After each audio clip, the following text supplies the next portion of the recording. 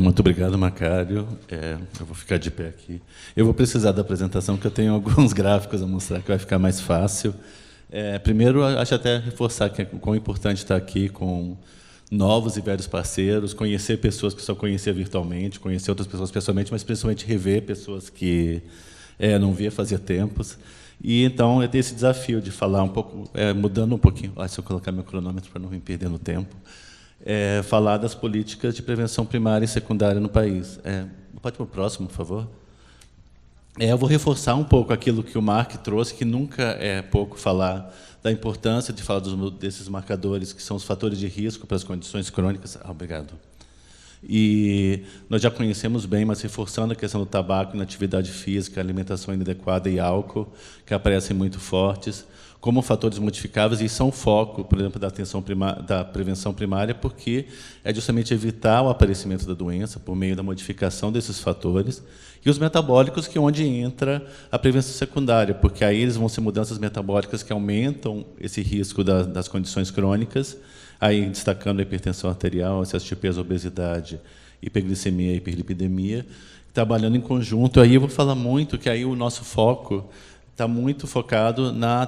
atenção primária à saúde. Então, eu vou me destacar, mas aqui, antes de chegar nisso, mostrando o cenário do Brasil, que é extremamente preocupante, que tanto em termos de mortes,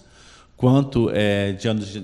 ajustados por incapacidade, ou seja, a carga sobre a saúde, que soma a mortalidade e o peso da doença, está aumentando, segundo o estudo de carga global da doença. Aí, você pegando o único, talvez, fator de risco comportamental que ainda está relativamente controlado é o tabaco, mas a gente sabe dos grandes desafios que tem. Mas nos outros, nós temos, inclusive, tendências de crescimento, tanto em mortes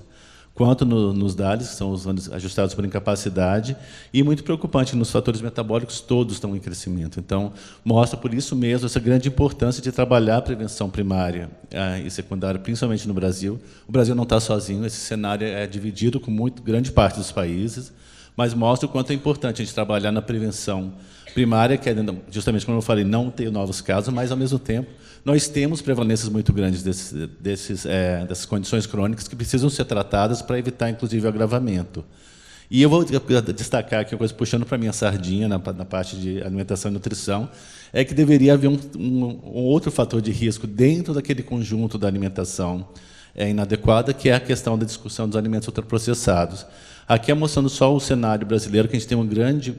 mudança, e uma mudança muito ruim, que é a substituição da dieta tradicional brasileira, diversificada, baseada em alimentos in natura e minimamente processados, pelos alimentos ultraprocessados, e a consequência disso é muito séria. Porque aí nosso estudo, o primeiro estudo de modelagem do quanto que significa essas mortes,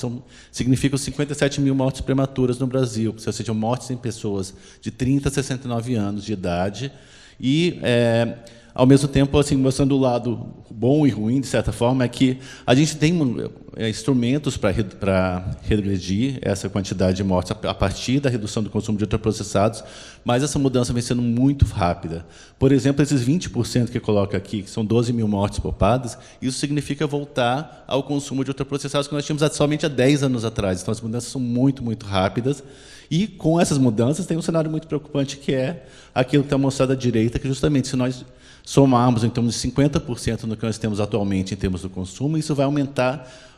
quase que dobrar a quantidade de mortes atribuíveis, e nós chegarmos ao padrão, por exemplo, dos Estados Unidos, onde quase 60% das calorias vêm de ultraprocessados, aí se agrava muito mais, vai se aproximar de 200 mil mortes por ano. Então, mostra o quanto isso é importante. Aí, só vou reforçar um ponto final em relação aos ultraprocessados, antes de voltar ao tema, é que sempre se foca nos ultraprocessados, quase sempre, principalmente na agenda regulatória, em função desse segundo, que é da composição nutricional, pensando que os alimentos ultraprocessados têm alta densidade energética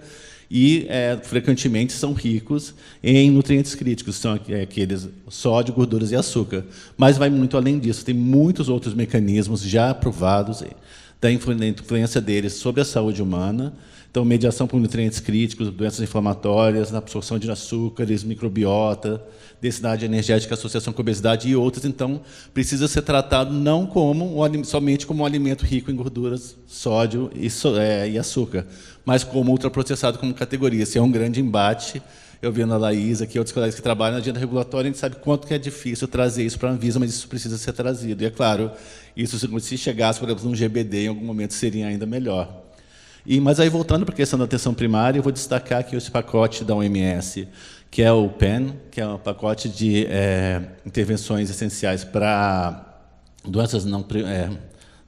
crônicas não transmissíveis, e reforça muito a questão,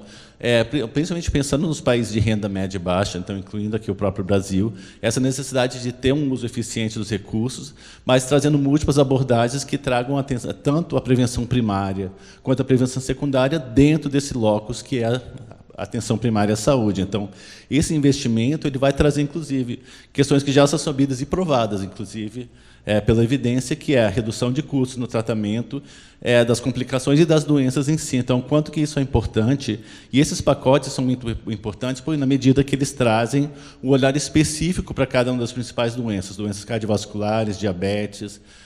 doenças respiratórias, DPOC principalmente, o diagnóstico precoce de câncer, tudo isso, e o papel da atenção primária de fortalecer isso. Eu peço até desculpas, que uma função da claridade do tamanho pequeno aqui, não dá para ler muito bem, mas falando muito da questão dessas doenças, que a gente vai ter, claro, todo um conjunto de aconselhamento, autocuidado, que está relacionado principalmente à prevenção primária, mas na primeira fileira ali de cima é muito justamente a prevenção secundária, onde a gente vai ter a ação que envolve o diagnóstico e o tratamento precoce. E o tratamento é muito importante, que ele vai ter que ser baseado em evidências, baseado em aquilo que já se conhece e aquilo que funciona na atenção comunitária, na atenção básica. Aí, destacando, eu não vou furar a fila, que vai ter uma fala depois sobre o próprio Hortz, que é um exemplo disso. É como traduzir todo um conjunto de ações na forma de um pacote para um conjunto de doenças, por exemplo, as doenças cardiovasculares. E aqui a Unicef trouxe a grande importância da prevenção primária e secundária desde a infância e adolescência e reforça mensagens que a própria OMS traz. Aí, vocês, infelizmente, não vão conseguir ver mais aqui, nesse primeiro slide, pelo tamanho aqui da letra, mas está tratando principalmente dos fatores de risco modificáveis, então, tabaco, álcool, alimentação inadequada e atividade física, mas mostrando a questão de que nós já temos uma grande base de evidência, colocam que a OMS e várias agências colocam como best buys, que são aquelas intervenções mais custo-efetivas, e que a gente vai ter para cada um, e aí eu destaco a questão do tabaco, que sempre é o exemplo que os outros setores miram. Eu falo isso muito do ponto de vista da saúde, porque a gente sabe quanto que é importante ir além da questão do comportamento individual, que esse é um componente pequeno, pensando no componente todo que é ambiental, que é aqui que determina muito. Então, apesar de falarmos que são fatores modificáveis, colocando muitas vezes o foco no indivíduo, na verdade, o ambiente é que deveria ser mais focado. E, é claro, no ponto de vista das doenças, pensando na prevenção secundária, a gente vai ter muito a questão que é do diagnóstico precoce e o tratamento baseado em evidências. Então, para cada um deles, tem protocolos, por exemplo, doença cardiovascular, hipertensão, diabetes, mesmo o próprio câncer, mas, principalmente nesse primeiro conjunto, já tem um conjunto de protocolos, medicamentos já provados e protocolos para trabalhar nessa questão da prevenção secundária e evitar o agravamento e diminuir essas condições. Então, só reforçando, então, como uma síntese disso tudo, que o ponto comum que a gente tem para os fatores de risco comportamentais são que o grande impacto existe com intervenções no ambiente, porque elas precisam apoiar os comportamentos saudáveis, não esperar que só o indivíduo mude seu comportamento num ambiente que vai totalmente na direção contrária. E reforçar outra questão que aí vai além, pensando principalmente na alimentação, é que a gente tem uma relação que é ainda maior. A gente fala da sindemia global, que é desnutrição, obesidade, mudanças crônicas, que estão caminhando juntas no mundo. E isso tem uma raiz toda, que são sistemas alimentares, é como os alimentos são produzidos, distribuídos e consumidos. Então, toda essa questão precisa ser muito pensada, porque, como o Macário falou, nós estamos atrás na questão, por exemplo, do alcance dos objetivos que vão ser para doenças crônicas, para 2025, que está batendo a porta, mas mesmo os ODS, os Objetivos de Desenvolvimento Sustentável, eles estão um pouquinho mais à frente, 2030, mas também estão todos atrás. E não é só culpa da pandemia. A pandemia agravou uma situação que já vinha sendo deteriorada desde antes. Então, é muito importante pensar no sentido da alimentação, principalmente, na questão ambiente, mas antes do ambiente, maior do que o ambiente, existem os sistemas alimentares que determinam isso tudo. Então, é essencial e vai trazer sempre essa conjunção com essas mudanças que nós temos e que tem muito a ver com todo o futuro do próprio planeta. E eu vou fechar aqui falando um pouco da questão das políticas em si, então já é de conhecimento, quem trabalha aí, eu vou puxar para a questão da nutrição, mas é espelhado no exemplo do tabaco, porque os grandes exemplos são tributação, a questão de regulação de ambientes, publicidade e rotulagem, aqui muito um exemplo da própria obesidade infantil, mas isso também se traduz para a questão dos adultos, pensando em outros ambientes como trabalho. E tributação sempre tem uma dobradinha com subsídios, que é importante, ao mesmo tempo, evitando, por exemplo, o consumo de ultraprocessados, mas estimular o consumo de alimentos in natura e minimamente processados. E um exemplo muito importante, que aí eu não vou poder detalhar, mas eu recomendo que todos e todas vejam, que é o Food App, que é todo um estudo de pesquisas que foi feito com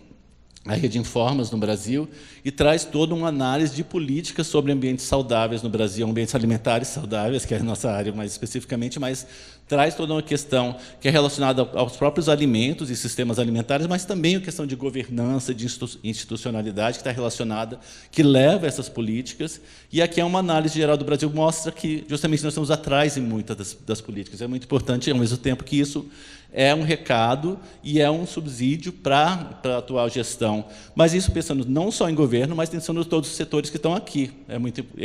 E eu falando de setores, uma coisa que eu não falei, quando se falou da intersetorialidade no início da fala do Mark, dos 3 setores, mas, ao mesmo tempo, na alimentação e nutrição, em particular, a gente pensa em intersetorialidade numa outra perspectiva, e isso vale para outros fatores de risco, que é nós não pensarmos somente na saúde. A saúde sozinha não consegue trazer soluções. Nós vamos precisar trazer para a alimentação mesmo, que todos os sistemas alimentares vai desde a agricultura, economia, na atividade física, vai na questão dos ambientes, que tem a ver com a questão urbana, outras questões. Então, vai muito além, isso precisa ser trabalhado. E eu vou fechar falando numa questão que sempre aparece na agenda da OMS, por exemplo, redução do sódio, aparece até como a solução mais custo-efetiva, e é essencial trabalhá-la, com certeza, mas é importante trabalhar nos limites da reformulação de alimentos que a gente vem falando. Por exemplo, já existem questões que a gente já sabe de redução de danos, como é a eliminação de gordura trans, retirada do sódio e a substituição a redução do açúcar, evitando, nesse caso, o que vem acontecendo, que é a substituição por edulcorantes artificiais, mas ultraprocessados continuarão sendo ultraprocessados mesmo com essa reformulação. Então, é uma agenda que é de redução de danos, e aquilo que se espera, e pensando no papel da indústria nesse sentido, é de que os ultraprocessados deixem de ser ultraprocessados, que é justamente mudar os ingredientes para trazer isso. É um exemplo já reconhecido, aqui eu vou passar mais rapidamente, que está acabando o meu tempo, sobre as gorduras trans, e o Brasil deu um grande passo com a Anvisa na questão do banimento de óleos e gorduras parcialmente hidrogenadas.